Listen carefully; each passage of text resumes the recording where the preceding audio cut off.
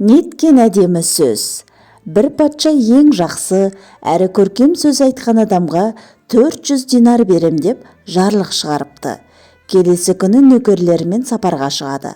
Жолда жас зәйтүн ағашының шыбығын отырғызып жатқан 90-дағы қарияны жолықтырады.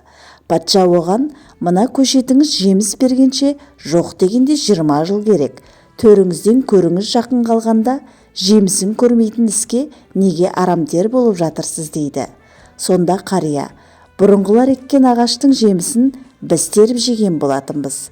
Енді біз еккен ағаштан кейінгілер жемей ме дейді. Патша: неткен әдемі сөз дейді де қарияға 400 динар бергізеді. Ақшаны алған қарт күлімсірейді. Сонда патша: неге күлдіңіз деп сұрайды.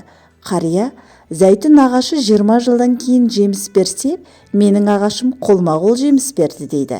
Патша бұл сөзге одан әрі таңғалып, тағы да 400 динар бергізеді. Қария тағы да күлімсірей түседі. Патша себебін сұрағанда: зәйтүн ағашы жылына бір-ақ рет жеміс берсе, менікі 2 рет жеміс беріп тұр емес пе дейді.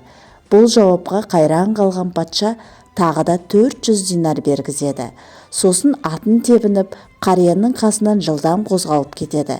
Неге асықтыңыз деп таңырқаған уәзіріне: мына қарияның қасында тұра берсек, сөздері таусылғанша қазынамызды тауысып бітетін түрі бар деген екен.